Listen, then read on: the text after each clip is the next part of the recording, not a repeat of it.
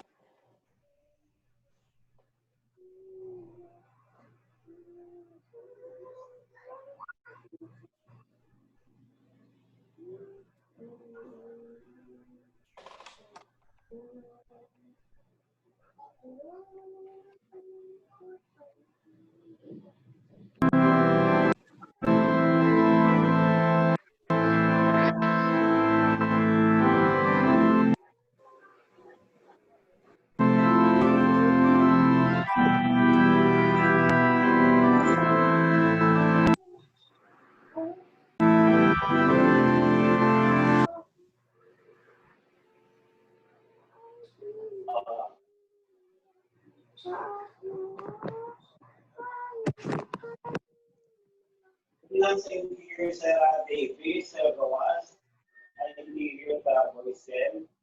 Kung 1 week lang yung project, may ilang order sa Boysen. Davis na lang tanan.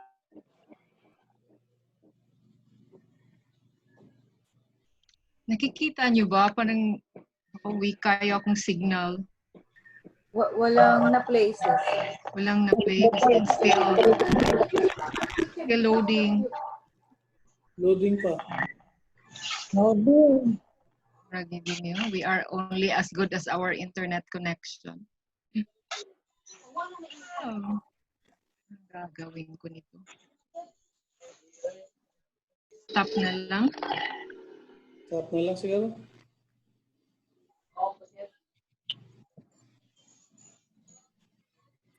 Man siyang stop noon. Okay, stop share.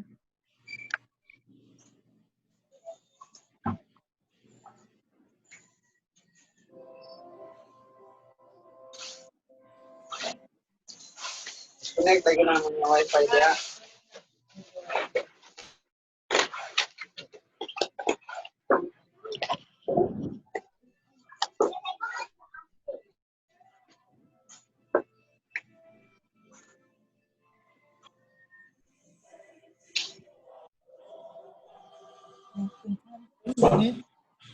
Wise na ako gi-click ang stop share. Bigyan po siya mo ano.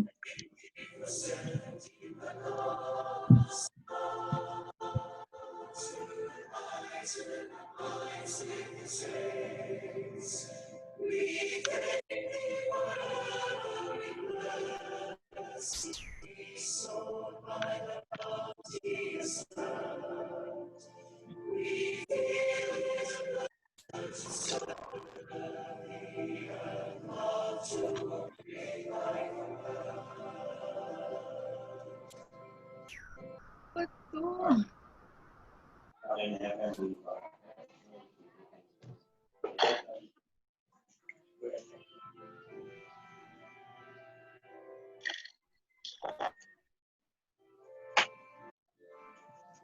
This is We'll go ahead with the Sister Ayo, kusugihang connection. opening prayer na lang. Sige, sige. Okay, madungog na? Dungog ra. Dungog. Our dear Heavenly Father, we thank Thee for this time that we're able to gather here for this emotional resilience training. We thank Thee for the technology that this was made possible, and thank the Heavenly Father for Sister Ayo for leading this training. Thank you for the leaders who are here this afternoon to participate. And this time, Heavenly Father, we ask you to may the Spirit be with us this afternoon. And we ask also, Heavenly Father, that may the purpose and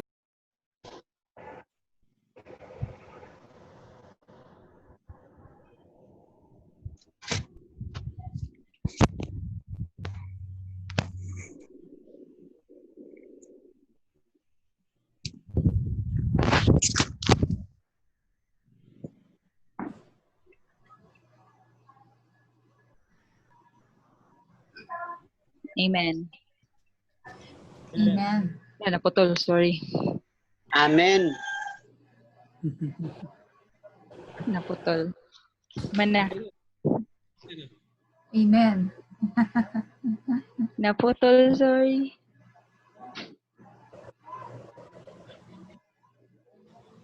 Well, as Sister Loris, mukhang nakat din. Sige lang, naputol man to dire pero wa to naputol padahong langit. Dolores na ito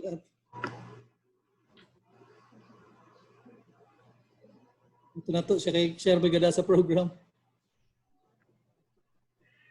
Diretso na tayo, Press. Ano sa palagay niyo? Patsy. Sige, so we'll give the time to you na. Okay. Maayong hapon sa tanan. Good afternoon, brothers and sisters. Sister Loris is back. Sister Loris, just in time. Yes, back. Sorry. Kung nagyatag ang time ni Sister Ayo, Sister Loris. Thank you, Press.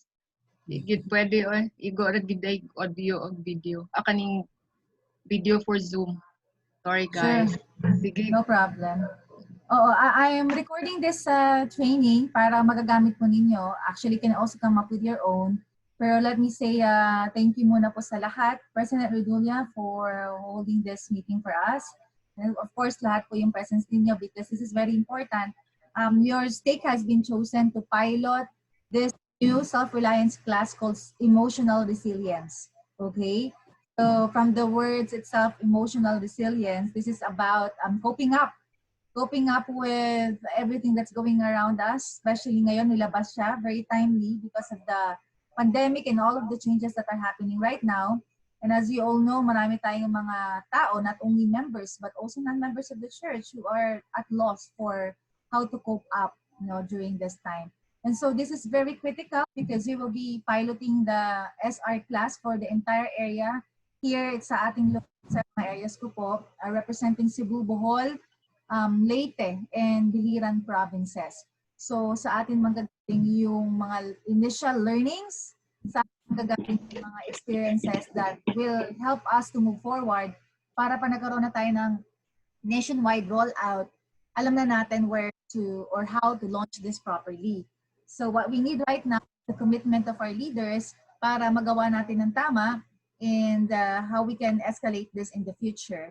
So let me just show you yung ano natin, just itong inanal, what is emotional self-reliance or emotional resilience by showing you this one page. Nakikita niyo na po yung document? Yes. Okay, this is emotional resilience for self-reliance. So course sum, brothers and sisters, it is a 10-module course that aims to help members to better deal with change, develop healthy thinking patterns, learn to better manage stress, anxiety, depression, anger, and addictive behaviors, build healthy relationships, provide strength to others, and move forward with faith in Jesus Christ. Okay? Another thing is that it focuses on learning spiritual and practical skills for self-care. And it is not a group therapy or a substitute for medical care or treatment of professional counseling. So, hindi ibig sabihin na we're going to hold this para tayong mga experts that it is going to kung ano yung needed na medical attention ng tao, going through difficult, yung talagang ano na ba, medically, ang tawag mo doon, na ano na sila ba, diagnosed na they have to be treated na. So ito hindi to pwedeng maging substitute doon. And this runs for about 90 to 120 minutes per session. So a little over 1 hour to 1.5 hours. Yan lang po yung tinatagal ng ano na yan, session na yan. Alright, the mode of class right now is virtual due to the pandemic, but we will in to person when mass gathering is allowed. Pero I think matatagalan pa to. Baka we will be having several run of this program before pa tayo makapag in-person meeting. So that we're going to use, double sites based on the participants' access. So titingnan po natin ngayon, after ng pag-uusap, how are you going to gather all the members to be in this class? Ano bang pinakamagandang avenue natin? Is it FB Messenger? Is it Zoom, Microsoft Teams, or Google Meet? So kung saan yung pinakamaraming available, doon tayo. And I think based on experience, FB Messenger, Zoom actually work best. Okay? So yun yung mga top na mga platforms pwede natin gamitin. Another thing is the course announcement. WSR committee decides the specific start date beginning the 3rd week of August. So from today hanggang August, medyo mahaba-haba pa rin naman yung time natin to really gather our facilitators, kung sino pa yung magiging part ng ating mga classes. And wala naman siyang mga special handling dito, brothers and sisters, because like the rest of the self-reliance courses, ganun din naman yung tinatakbo. Actually, ito nga mas lesser pa dahil 10 sessions lang. Okay? And it will be announced through proper channels. And the other thing is, general membership should know its availability since this is a self-reliance course. Kasi, depende sa ating approach how to launch this. Kasi pagka naka-pinpoint tayo ng mga tao na pupunta sa class na to, and makikita nila na parang there's a common denominator na parang lahat kami puro mga may depression. So, magkakaroon ngayon ng stigma yung class. Okay? So, we have to be very careful in really inviting kung sino dapat nasa program natin. Okay? Who are the participants? The participants identified by the bishops and are invited to attend the course. Again, ang starting point natin ay ang mga bishops. Kaya importante na even if they are not here, dapat sa kanila manggaling yung training na to sa kanilang mga wards. Alright? The other thing is members who are willing to attend may sign up for it as well. So pwede kayo mag-put up ng isang sign-up sheet for the members coming from different wards kung sinong gusto or interested. And again, a maximum of 10 participants per group. You may also open another group as needed. All right? So I leave it up to you sa committee, President Redulia, how you want to do it. If there will be like 20, 30, 40 participants, so that means to say, mas madaming grupo ninyo. But the point is, pag nag-pilot run tayo, we will ensure that quality yung ating gagawin na pagpapilot. All right? I think depending on our campaign, we will be having more than 10 participants kasi statewide nga eh. Alright? Who should be the facilitators na tatawagin po? Alright? Number one requirement is they do not need to be mental health professionals or experts on mental health. Hindi po kailangan. If they are in that field already, all the better. Pero kung hindi naman, wala tayong ganun klase na requirement. And number two is they are highly committed to run a weekly session and uphold strict confidentiality and make every session a safe place for honest sharing. Ang pinaka-no-no sa program na to is for a facilitator to cancel a class because hindi siya available. Okay? Once you do that, that will destroy the momentum and even the rest of the attendees. Given na yan, even in our previous SR classes, kapag nagkasimula ng mag-cancel ng class, unti-unti na ding nawawala yung mga members ng ating mga class. And at the same time, confidentiality is very important here. Kasi sabi ko nga, probably yung mga members na papasok dito really have serious mental health concerns, di ba? So we don't want to be sharing kung sino yung nandyan sa class na yan, kung anong problema nila. So whatever happens in the class remains in the class. Okay? And the other thing is they follow the do's and don'ts section from the manual before, during, and after the meeting to invite the Spirit of the Lord. Okay? And this will be outlined later. Now these are strict reminders for every meeting. Number one is stick to the designated time and always assign a timekeeper. Sabi ko nga kanina, 90 to 120 minutes per session. Number two is never allow the facilitator or participant to dominate the discussion or sharing. I guess in the context of us no, in this kind of self-reliance course, importante that everybody should be heard. Kasi dyan nga yung dyan yung lalabas yung kung ano ba talagang mga nasa isip, yung mga deeply held na mga iniisip ng mga members natin. Okay? And number 3 is share experiences that focus on solutions rather than problems. This might be a temptation to really dwell on problems, lalo na kapag nagkaroon na ng sharing. Pero as a facilitator, dapat makontrol niya so that we will not delve on the problems because it will bring in more anxiety to the participants, but rather come up with solutions. And number 4 is cross-talking, which means interrupting or commenting directly on participants' experience or remarks. Okay, so ito lang po yung parang overview of emotional resilience class looks like. So far, so good, brothers and sisters? So far, are we good? Sige. So ngayon, let me show you the actual presentation of this one. And I leave the, mamaya meron tayong Q&A. So reserve your questions for that.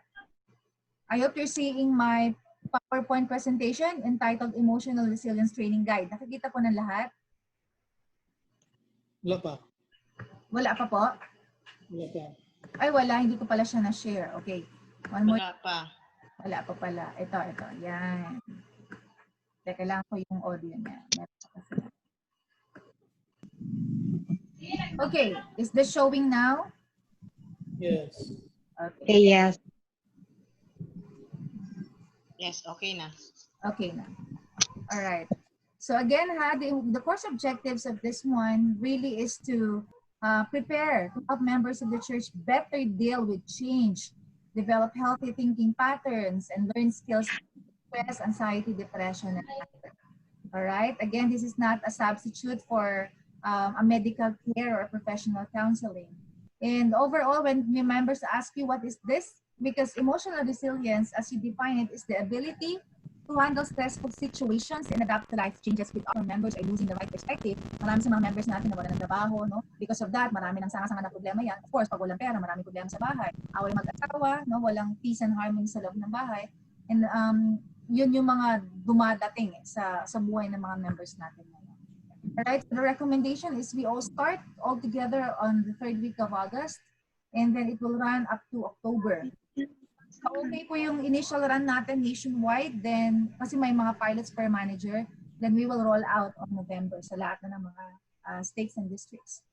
Sino po na nandito? Alright? To answer the question, youth and parents as priority target audience. Alright? To strengthen healthy emotional thinking process by having correct understanding of stress, anxiety, depression, anger, and relationships management. And of course, according to studies, marami talaga tayong teenagers ang pumapasok sa ganitong klase ng problema. Okay, sila yung nauuna na de-depress, marami tayong mga cases naman of suicide, anger management is another problem. So mas maganda po na when we identify members to participate, isama natin yung nakita niyo family to, youth and parents interacting with each other. So if you're going to enroll the child, the youth, then make sure na nandun yung kanyang parents. Alright? So there are 24 districts and states that were chosen. And again, 10 participants lang po per group. So if you have more than that, then you may open another group. Virtual gathering, and all of the booklets will be supplied. In transit na po yung mga manuals ninyo. So as soon as I get them, English and require 10 lessons to complete. Bakit English? Kasi minsan, English, mahirap i-grasp. Pero yung Tagalog din, na pure Tagalog, mas mahirap pa talaga siyang intindihin. So what we did here is, yung professional, kaya ginawa siyang Taglish. Alright? And then, I will be attending your virtual gathering so I could observe all your 10 sessions. Decide tayo what day, what time ang gagawin natin na consistent tayo on a weekly basis sessions. Now, this is a guide in using Messenger chat room in case hindi talaga accessible ang Zoom sa maraming mga members natin. Let me just play it for you. Hello everyone, welcome to my new video upload on how to use Messenger Room Tagalog tutorial. Maraming features Facebook Messenger Room. First, support up to 50 users in a single call. It allows you to invite users even if they aren't your Facebook friends. No time limit on calls. the ability to share room with friends, and the ability to share your screen with files. May pagkakatulad po siya kay Zoom at kay Google Meet. Mas madali siyang gamitin dahil nakakawin tapos mo iba yung messenger room using first, Dili na masabtan, static kayo. kita po ng panibagong window para po yan sa messenger room. So, lalabas po yung inyong account kasi ayun po yung nakalagin sa inyong Facebook. So, join us. Mailaman mo na nakapasok ka na sa iyong messenger room once na nakita mo na yung inyong video cam. So, sa ilalim po, merong 5 icon: share your screen, see all participants, turn off video, mute microphone, and leave group. Unahin natin yung share your screen. Sa share your screen, meron tayong makikitang 3 options: your entire screen, application window, and Chrome tab. Sa your entire screen, sa sample ko po, pag kinilik ko to, then click share, yung entire screen nyo po ay makikita ng inyong mga estudyante, gaya po na nakikita nyo sa inyong video cam. Okay. So, sa baba po, may makikita tayong stop sharing. Pag stop sharing natin yan, mawawala po yung entire screen natin. Next, application window. Sa application window, kung ano po yung window na naka-open sa inyong laptop. For example, may account ko. So, i-click yung power. Kung ko, gusto ko i-share sa mga students. Share sa labas yung aking PowerPoint. So, after ko, na matapos ang discussion, may slides na yung PowerPoint ko. Pwede ko na siya i-stop. So, click ko ulit i-stop.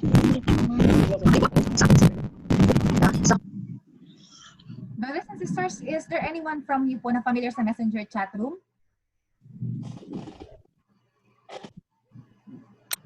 Do you want me to share the entire video or this is already ginagamit niyo na po ito? Gamit na siya. First time I've heard about it. First time. So anyway, I think I just have to cut it kasi you will have the presentation materials naman and pwede niyong aralin. But this is just one of the platforms na pwede ninyong gamitin. And I think some of you are already using it. So madali na. Okay? You might be wondering, ano yung content ng buong module? Actually, meron tayong 10. Alright? These are the course contents: building emotional resilience, healthy thinking patterns, body and emotions, managing stress and anxiety, understanding sadness and depression, overcoming anger, managing behavior, building healthy relationships, providing strength to others, and moving forward with faith. Okay, so all of this in the hope of assisting our members to really cope up with all of the things na nangyari sa kanila. Now, sino po ba ang tatawagin natin mga facilitators again? Again, ito po yung anyone, pero as much as possible, kung meron talaga kayong may background, member na may background sa medical health, that's a plus, but not necessarily. In fact, this is a pilot run, so pag-isipan po kung sino yung gagawin natin mga facilitators.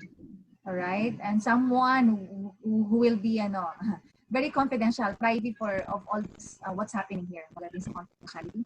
And this is the do's and don'ts section from the manual, which is before, during, and after. Pretty much like doing every SR classes. Okay? Ito po yung mga trabaho ng ating facilitators, the do's.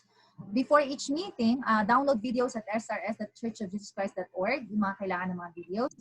And then review the chapter briefly and prepare yourself spiritually. During each meeting, start and end on time. Ensure that everyone reports, even those who arrive late. Encourage everyone to participate. And then be a group member. Make, keep, and report your commitments. Number 4, plan and celebrate success. Trust and follow the workbook. And after each meeting, contact and encourage members during the week. Evaluate using the facilitator self-assessment. And then update the stake self-reliance specialist on the group's progress. Okay? So parang wala naman po pagkakaiba sa ibang mga self-reliance classes natin. At yung mga don'ts naman natin, before each meeting, prepare a lesson a few minutes before the meeting kasi talagang magmamanifest yan kapag hindi prepared yung facilitator. Okay? Number 2 is cancel meetings. If you cannot attend, please ask the member to facilitate for you. But it's a no-no to cancel meetings. each meeting, teacher act as the expert kasi hindi ka talaga expert, so don't do that. And then you should not be speaking more than the others, and you should not be even answering every question. You are not the center of attention. It doesn't mean you're the facilitator. You are know-it-all. And do not sit at the head of the table, pero hindi naman mangyayari yan kasi nasa virtual gathering tayo. Or even stand up to facilitate. And number 7, wag natin kakalimutan because this is part of the, importante, action. And then do not give your up natin. Pag sinabi natin facilitator, you do not teach. Meaning to say you have the materials already. All you need to do is to conduct the class according to the specifications of the manual. So facilitate lang tayo. Alright? Babalikan ko yan. Wala pa rin ba tayong question? No? Kung meron po, pwede nyo na siyang i-type sa ating chat box para mas mababasa ko siya before tayo mag-Q&A. Alright? So last of the presentation, brothers and sisters, is this one. Adapting to virtual setting na, the Emotional Resilience for Self-Reliance course. This presentation was given to us last July 15 from Welfare and Self-Reliance Department. Okay? So ang objectives natin is to provide guidance to facilitators because any one of you, actually, it could be Sister Doris, Sister Adele, or anyone na pwedeng i-assign ni President, that you will be facilitators. And therefore, we need to know how we can properly fulfill our assignment. All right. We also like to give you a process adaptation for virtual facilitation of ERSR course using available platforms such as the Messenger Room and Zoom. Now, ano bang trabaho ng isang facilitator? All right. Before the meeting, create a messenger chat group for the participants. So after your recruitment period, gumawa na kagad kayo ng messenger chat para doon sa group niyo. So kung meron kayong 4 na groups, dapat 4 different messenger chat groups. Right? And then you create a personal messenger room for your group as well para hindi na sila malilito saan sila papasok all the time. Para yun na lang yung same messenger room, bibigay mo na lang yung link palagi. Alright? And then set your room to people with the link can join. Alright? So long as they have the link, you can join. And then send the link to your group a day before your class starts. Now, during the meeting, once every participant is logged in, lock room to prevent anyone else from joining. Alright? Request those who are not speaking to mute their microphone. Kasi challenge talaga yan, yung noise, hindi ba? Kapag para ng mga trainings, virtual trainings. Again, a reminder for the facilitators, you don't need to be an expert and you are not responsible for what others bring up. Okay? Just follow the materials and rely on inspiration from the spirit and the group. Facilitating this course is different than other self-reliance courses kasi the topics in this manual are sensitive. So you may have some participants become very emotional. And if this happens, please be as understanding as possible. All right? And then on your first meeting, you may use the cue card approach activity. Okay, papakita ko sa inyo yung cue card, no, kung anong ibig sabihin nun. Now, give me my phone, please. Anyway. All right, for the facilitators, these are some of the situations you may encounter and some possible responses.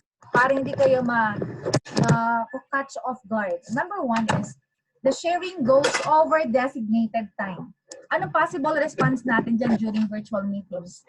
Number 1 is show a red cue card on the camera for time's up. Okay, so dapat mag-prepare tayo ng red cue card.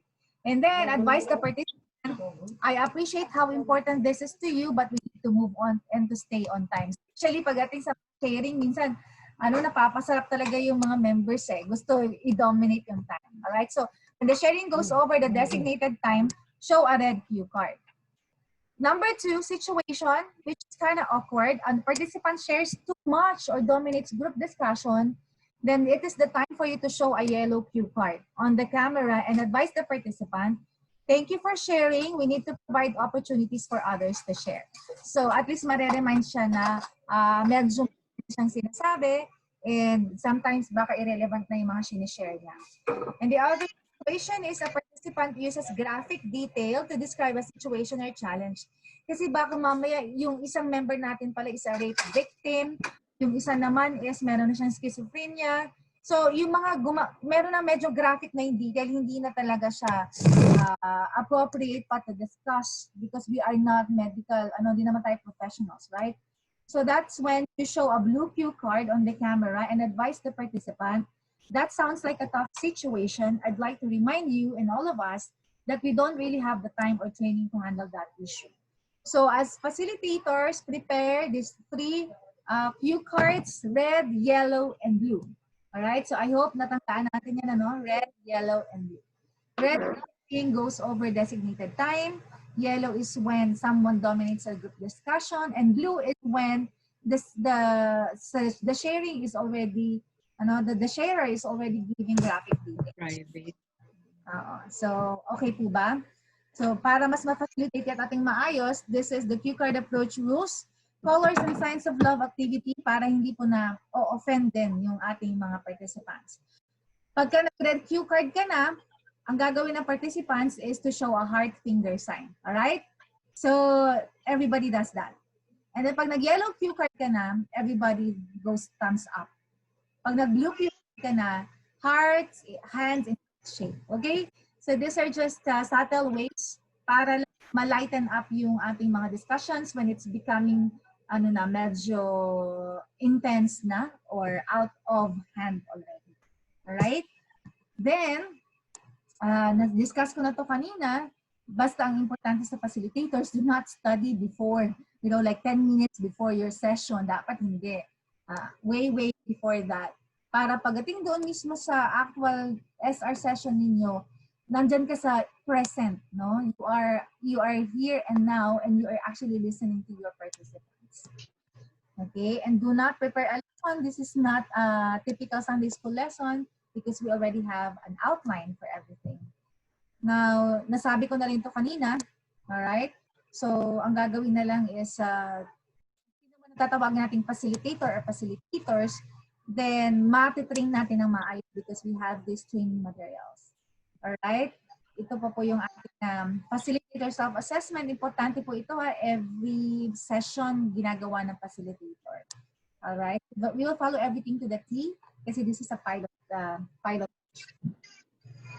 Alright? Now, during the facilitation process, meron tayong tinatawag na breakout session.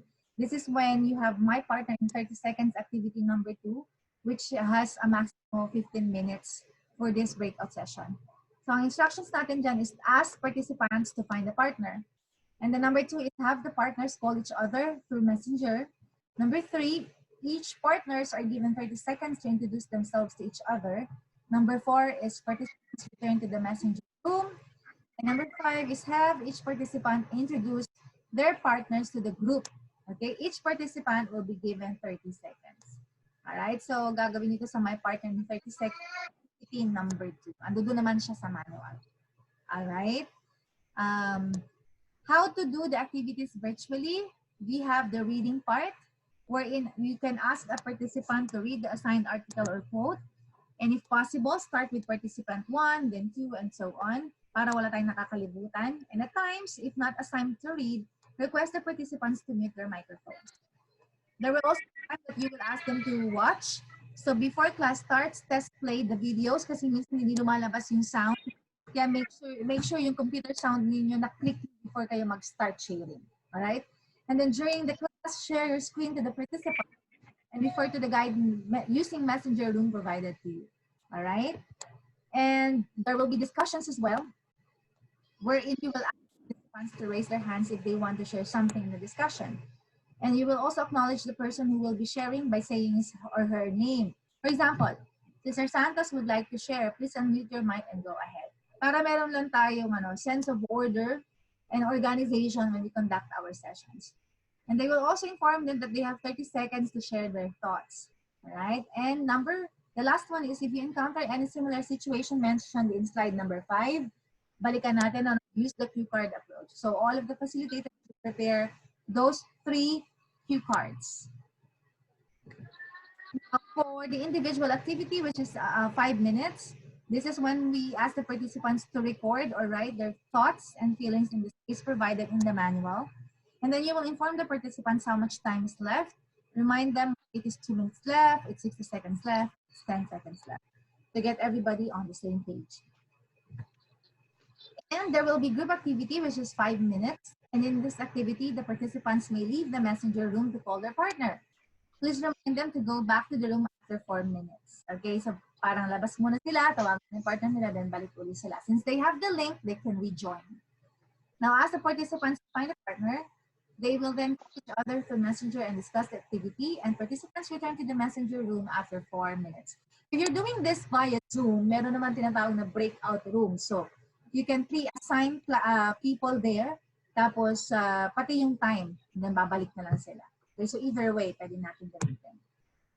Now, just like other SO classes, we need action partners. Okay? Number 1 is ask the participants to select an action partner for the week. They may change partners each week if desired, and generally, action partners are the same gender and are not family members. Again, ulitin natin na they are the same gender, babae sa babae, and are not family members. Kasi minsan, pagka family awkward, diba? Makapag-usap, parang corny. So, we need to pick with someone outside the family. Okay, and in the chat group, they will send this message.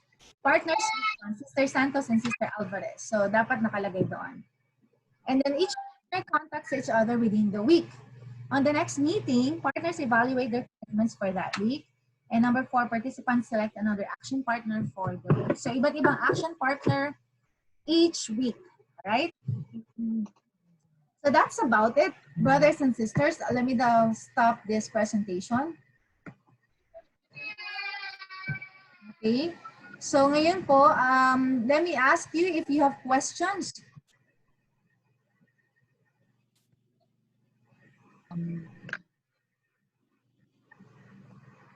Na ba tayo question? Kahit lang sa facilitator ba?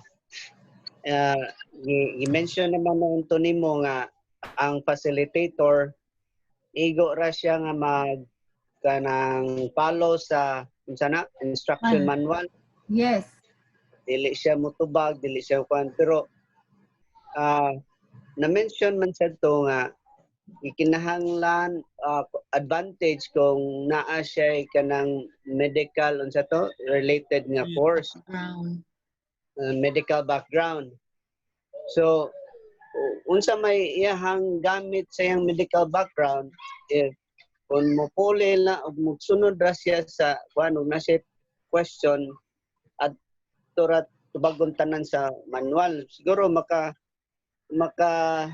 gamit gyud siya sa iyahang medical background knowledge sa ingon ana. Ikaduha, ang facilitator dili ba kinahanglan na i-train para aning approach kay baka sa ako lang tan-aw ang doon ni siya kuan gi-picture out lang nako sa ang mga tao nga mo participate ani is really have to express what's on their mind. Kunya kita ra ba mga Pilipino labi na katong mga problemado kay tanan wa gyud ta magdako anang mag-express sa ato ang unsay nasa atong hunahuna. Gani sa atong mga chat rooms kung doon natay i-brought up something kanang dili kayo ta makakuha o kanang response.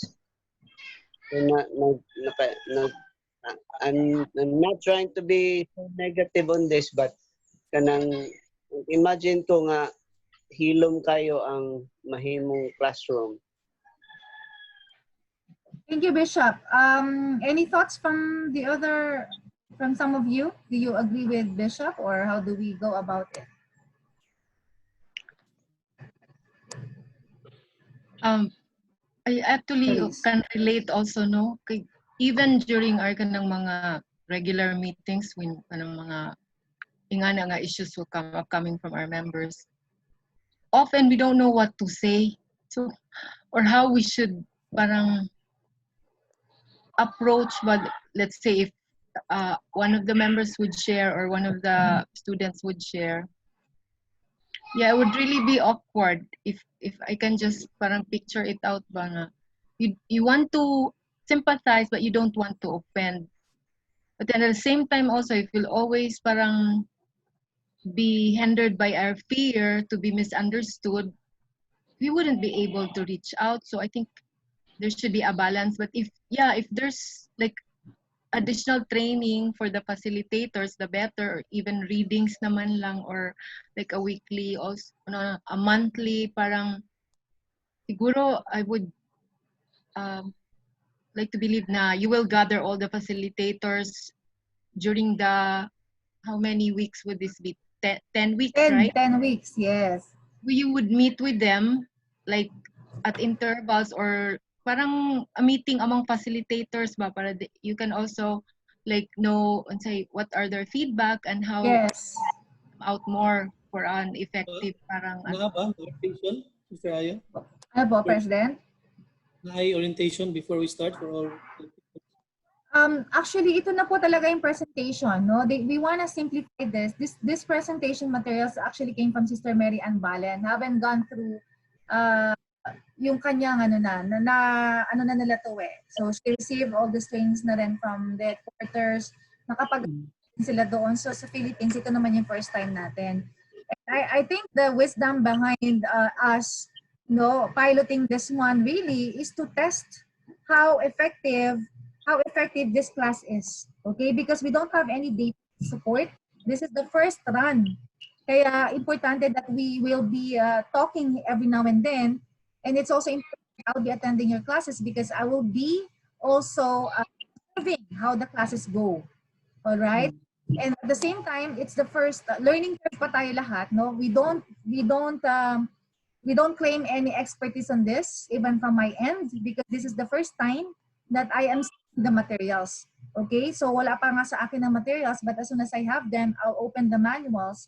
And then if prior to August, no, third week of August, if you have identified the facilitators, then specifically, we will have a training for them lang. Kasi ang train natin yung mga facilitators. But then recruitment, the information drive will be spearheaded by our bishops and of course, yung ating mga specialists as well. So yun po yung nakita ko. I think meron talaga tayong culture in the Philippines, saving faces. Napakaano sa atin yan na we don't really want to talk about our issues. In fact, to the point na medyo tabu ang ating usapin pagdating sa mental health problems. Kasi ang ating interpretation here is that if you're going through depression or anxiety, parang sira na yung utak mo, di ba? So yun yung, those are the stigma that we are fighting. But I'm seeing right now, brothers and sisters, is really the church is teaching us now to get out of stigma and to get out of that culture thinking na you have something wrong about you kapag when you're going through this. Kasi in the classes, matatakal din doon that everybody is so vulnerable at any given time and day. So when we will be having all of these episodes. So yun po, ako I don't tell anything na alam ko lahat to. That's why this is a learning curve for all of us. And it's especially important na since you are the chosen to pilot this one, we will all the learnings, kailangan naka-note lahat yan sa part ng facilitators, even sa mga participants natin. We will be hearing from them. So ang communication natin dito ay tuloy-tuloy. Who else would like to ask? Sister Ayon, I would like to share. I agree with Bishop Traya. Mas importante yung facilitator na medical course siya, like psychology graduate siya. Much better yun. Kasi through my experience, may anak kasi ako na depressed. Opo. Yeah. Mahirap. Kung hindi tayo marunong mag-handle sa kanila, it's mahirap. So, yeah. Correct. I agree with Bishop Traya. Importante yung sino mag-facilitate during this session, no? Alam nila na mas sa akin yung prepare ako psychology sila graduate kasi maka-help talaga yun, maka-help yun. Okay, kasi marami ang tanong diyan nung mag-a-ask, especially the parents, yung sa akin ang true me lang, no, kasi I have experience as parent, as mother, no, kasi may anak ako na depressed. So mahirap. So maganda, I really like this topic. Malaking tulong to sa atin sa state. Kasi grabe itong depression. Hindi to, it's not mental health, mental illness is real. Totoo to, hindi to yung gawa-gawa nila. Oo. Opo. Malaking tulong to sa atin. I resonate with you po, no, kasi I also had a brother who committed suicide, but of course he survived. So I know firsthand kung ano yung feeling sa family. Now when you have this member of family going through depression, kakaiba talaga. Iba ang effect sa family. So good, no? And I'm taking all of this, no, yung mga sinasabi po ninyo. And please help me because I don't know the members in Talisay. Kung sino psychologist natin dyan or anyone inclined or nandiyan mismo sa field that can understand and can better facilitate these classes. I think we need someone who's very sensitive. No, we need someone na talagang open-minded. Hindi kasi kailangan mawala dito yung feeling na awkwardness eh. Ayoko sa class na parang ginabrand nyo kami na this is a group that needs help eh. We need, kumbaga parang kami yung ayaw natin ng ganun kahit ako, I don't wanna be in that kind of class. So it takes extra, medyo careful lang din talaga tayo how we roll this out because this is na gusto natin na maraming attend, yay, marami tayong stats, no? This is more about really reaching out to those who need to be in this class. Those who are suffering in silence. Marami kasi yan eh. You know what, yung tinatawag nating yung codependence na kapag depressed kahit sabi mo anak depressed, ang parents depressed din nga kasi codependent sila. They are living in the same house. So, whatever is going through the child, malaki ng epekto sa parents noon. So, ang pag-cope up, kaya nga sinabi dito, ang tatargetin natin ng primary audience would be the youth and their parents. Because when one is going through such trial, everybody is affected in the family. So, please help me because I don't know the membership of Talisay kung sino ba ang pwede nating matap na pwede ninyo maging facilitator. Alright? Yes, Sister Ayo. Sister Ayo. Yes, based on what I have experienced recently and also last year, I think a facilitator has to be someone that person that can be trusted. Kasi there was a situation wherein somebody called me at the middle of the night and she was crying and she said, Sister Adele, just talk to me. I need someone to talk to. Most of those people who are suffering depression, it's not really they're focusing on the problem, but they just want someone to talk to comfort them, and to someone that they can unload their burden, what they are going to, and someone to comfort them. Not hindi yung sympathize na, but empathize. What if you are in their situation? So most of those people who are undergoing mental health issues, they just want someone to listen, someone who can comfort them, someone to boost their morale. And that facilitator should be, hindi yung hanggang classroom ka lang, just yung hanggang classroom. Kumbaga, it goes beyond the classroom that anytime sasabihin mo sa kanya, you can, sister, or you can count on me. You can call me anytime. I will be here. So, yun ang nangyari. Middle of the night. Minsan, alauna, tumatawag, sister, just talk to me. Hindi ako nakakatulog kasi I'm trembling. Parang ganito. Mayroon siyang insomnia. Tapos ganito, negative thoughts. So, sige, ganito na lang gawin natin. We talk and then about the scriptures, about the gospel. And then, sabi ko, sing tayo ng hymns. Parang ganon. And also, sometimes, yung facilitator din kasi, they need someone pag sinabi na, sister, ganito, you will be there, ready to help them, not to abandon them. Kasi yun ang critical point kasi once that facilitator would abandon, would turn their back to that person, yun, mas magiging malala. And you no longer get the trust of that person na, kumbaga, to come out of their shell. Kasi it doesn't have to be professional. Sa akin na, although it can help kung you are a psychologist or not. But what really matters is your empathy and your love and your compassion for that person. Kasi, yun dyan, experience mo nga eh, bigla lang magte-text sa'yo. O minsan naman tatawag, could you please call me? Parang ganun. Or could you please bring me to the hospital? Parang ganun kasi I need someone. Mostly those people doesn't need yung pera. They're not after that one. They just need someone to comfort them, a shoulder to cry on, someone who will listen to them, and someone where they can unload their burden, and someone who could sasabihin sa kanila na it's okay, we're in this together, sige, parang ganun, i-comfort mo lang, parang ganun, you would someone who would listen, hindi yung pag nandiyan parang mafe-feel nung may problem na ay parang kasi nafe-feel nila yan eh. They can feel and they can discern if you are not really into them. Yung parang you are not really interested, that you are not really 100% kumbaga with them. But once they feel that you are 100 and completely with them along the way, yan you can help them. Siguro yun lang ang mas maano ko. Pero naman sa side sa facilitator, maybe they also need those need also training na kung how to cope up with those kind of stress kasi baka naman yung facilitator naman natin na stress sa sobrang nagdami ng work nito. Ito may problema pa ako, mas problema pa nito. So yun. Someone that will not turn their back person. Murag na natin facilitator. Kinsa man na? Ayaw ko, kadaghan ako. Bagay ang istorya. Murag na ana. So nakita ninyo yung murag na natin facilitator. Oo. Ayan na si Sister Napare.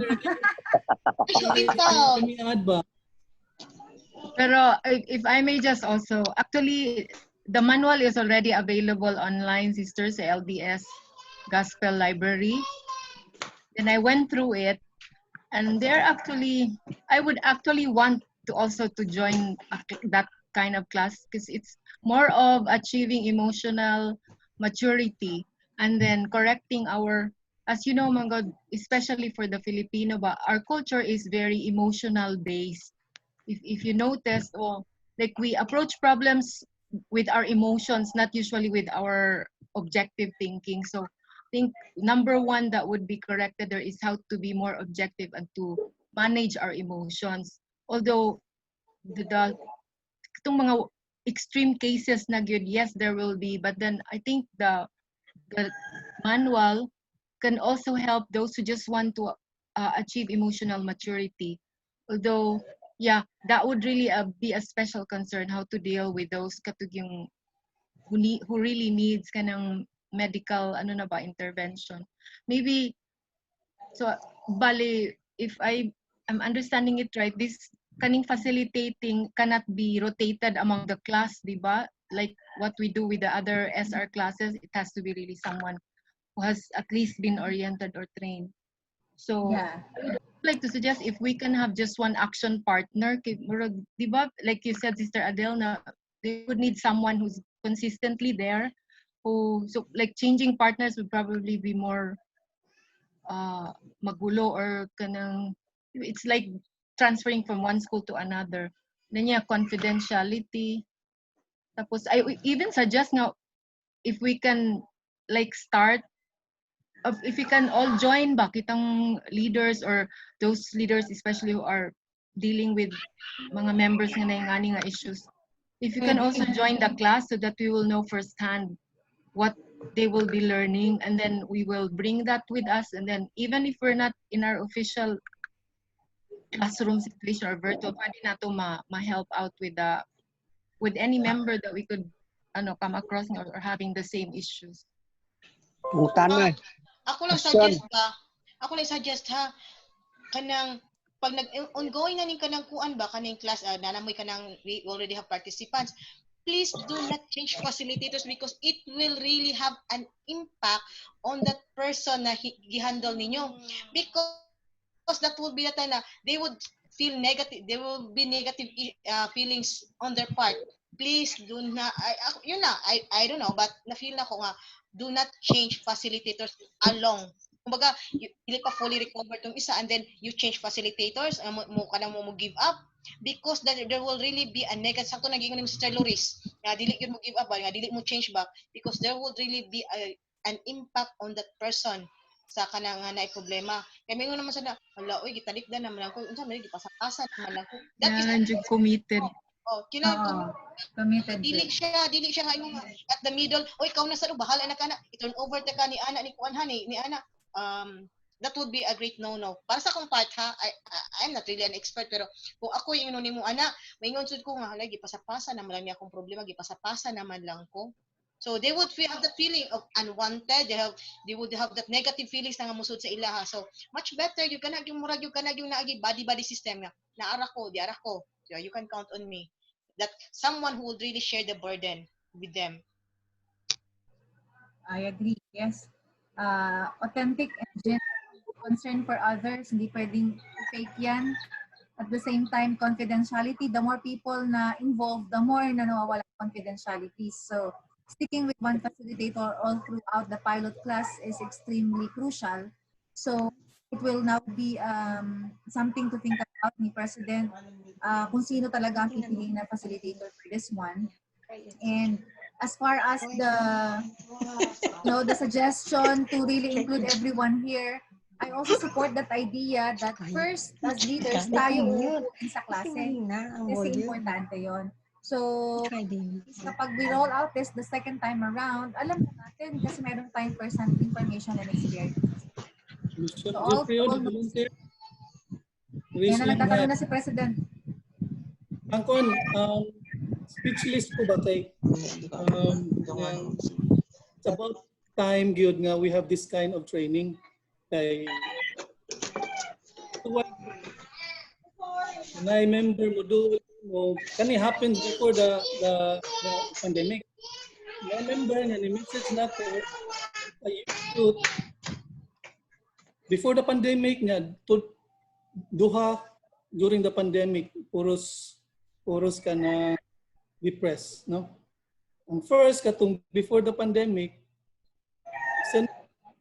lingon siya nga ang akong friend sa Facebook is kaning youth pero ang nag-message nga iyaning mama siya nga ikaw ba ang pastor sa Mormons?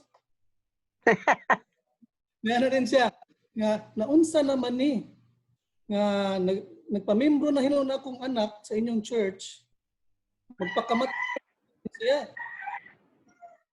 Mato nga kung ikaw ang lead church leader dili ka ma-alarm jud ka. So akong gitawagan diretso. Tawag na ko ang youth mo initubag. Ug ningon siya nga pwede na ka na talk to your mom. Kay pwede ang gisulti si mom, yung imong mama. Mato akong istorya yang mama, ningon yang mama nga, sir, actually dili ako nagsuwat anak. Ilang anak? Ko nga ang katong youth di ay siya ra gibuhat-buhat. Pastilan. So nga siya ra gibuhat-buhat nga ingon ako mama, membro ko tungod ani, napunsa na akong kinabuhi na anak. Pero I to the tinuod jud na mga suicidal nga kuan ba.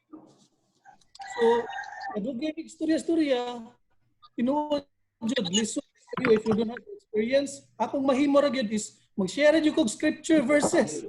I know ang kaning emotional stress is more than scripture verses. Kung wa kay experience listen jud kaayo. So, so may mga advice as church leader. Ay ko lang tana sister. Lisod ka ana rata, it's more than that good. So mo na I think it's about time ang ko sa inyo gipang sulti. Anan katong during the pandemic duha ka last night. No? The same ang lost hope in kinabuhi.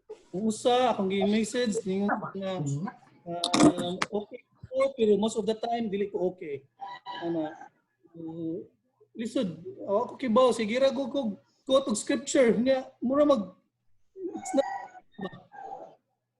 so mo na nga na it's about time siguro nga naataan ni sa stake. Thank you for piloting us, Sir Ayo. Salamat.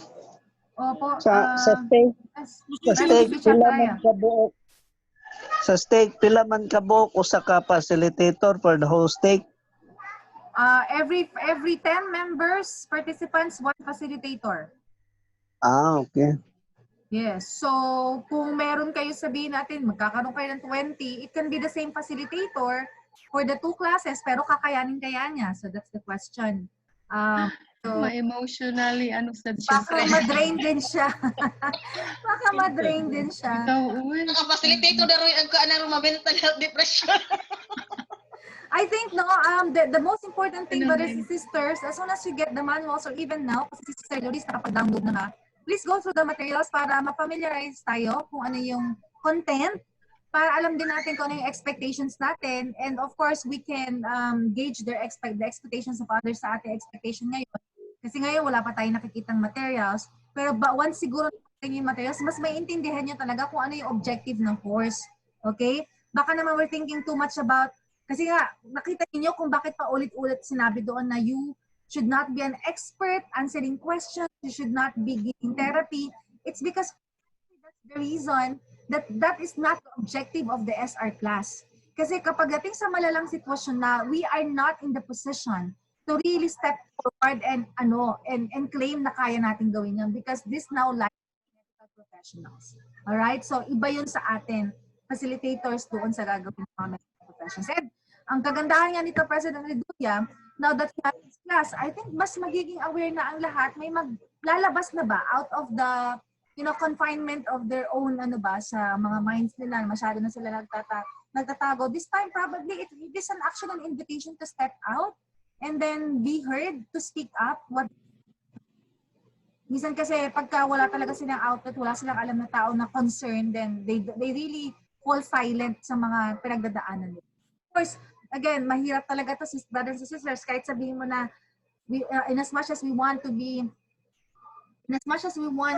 assure the members na confidential, we will not be judgmental. Again, meron pa rin fear. Kahit ako may fear pa rin na, ay, hindi saan, bakit? So, yun yung mga bagay-bagay na altogether aalamin natin how to address all of these issues. But for now, I would like to really encourage you, since you have been chosen to pilot this one, na let's make the most out of this initial run. To number one, ang pinaka-importante dito yung sino bang dapat nasa program, sino yung mga uunahin natin. Pangalawa, yung consideration ng facilitator kasi nasa kanya din yung malaking success ng class. Okay? Lahat ng mga diniscuss natin actually puro facilitator side yun kasi nga nare-recognize rin natin na yun ang importante. Dahil this is gonna be a sensitive class na ang taong dapat mag-handle ito is mature enough and equipped enough to handle this kind of situation. So, thank you so much po sa lahat ng mga naging input ninyo. I can still accommodate a few more questions, pero kung wala na, let me know. Sige po. Nakaisot sa group siguro, moving forward, mag-create siguro tag kanina nagka-join karon, create a group chat ato lang so we could discuss pa for atong mga future plans. We still have time to organize, no? Yes, meron pa po. So altogether, nationwide, launch would be August 3rd po. No? Ay, 3rd week of August, sorry. 3rd week of August. So meron pa po tayong mga ilang weeks to prepare. 3 weeks pa to prepare. Pag-isipan mabuti. Prepare about the facilitator and the members who will be here. And I challenge President yung unang training. If you can, you have the materials. Pwedeng hindi na ito yung gamitin ninyo.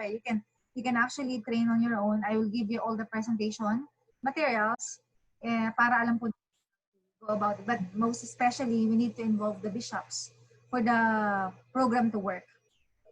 Yun lang naman yung mga basic natin na ano. Okay, so how do you feel about the Taglish material? Is that okay? Okay lang. Okay lang, i-translate naman sa gapon ng Cebuano. I-translate lang no, kay who knows, baka in the future, meron din tayong iba't ibang mga dialects. Siguro to. What? Problem na ni President Van Husron, ni President Rusty. Taglish.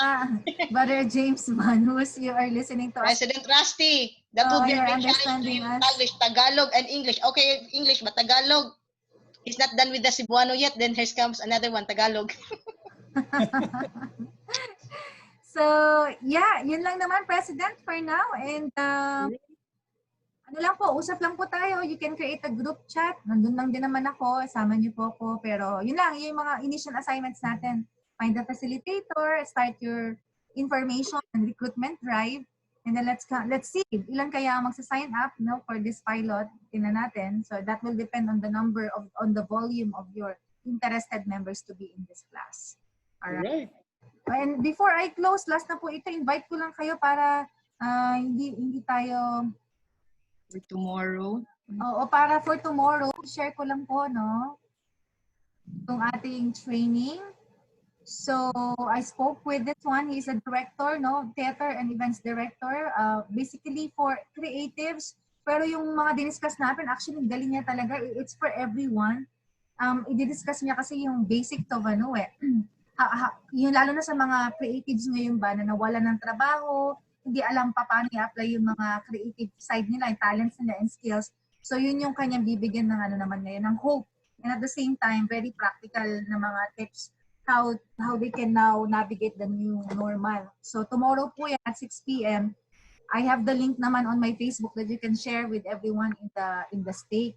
And the other one is, this is gonna be big. Pinag-prepare po talaga natin to kasi on August 7, this is going to be the nationwide webinar for Pathway Connect na ating devotional. It will be participated by all 10 managers. The members of the DTA and the area presidency might be attending as well.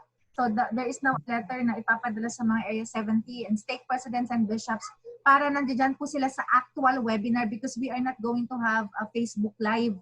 Ayaw pong gawin yon kasi magiging exclusive yan doon sa mga atin mismo ng devotional para sa Pathway Connect. Again, brothers and sisters, this is very important. Alam naman natin yung effect ng education. This is something that lasts and multiplies.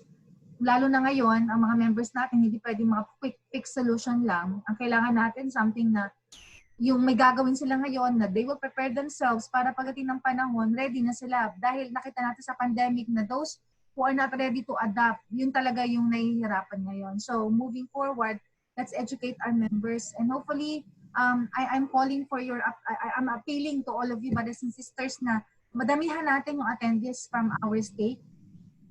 I-identify natin, let them come kasi it might be the right education avenue na kailangan po nila. So, i-share po natin yan. Lahat po yan nakashare with Sister Loris kasi Sister Loris is our social media manager doon sa lahat ng mga managers. We have chosen one specialist. So, we have chosen Sister Loris to represent me dito sa areas natin. Okay, so we're very lucky with information hindi kayo mahuhuli. Alright? Alright. Lamang, President, marami na akong sinabi and I hope that I did not overwhelm you. But we will see this as an opportunity again to help our brothers and sisters. One help is needed for them. Thank you. So yun lang, President.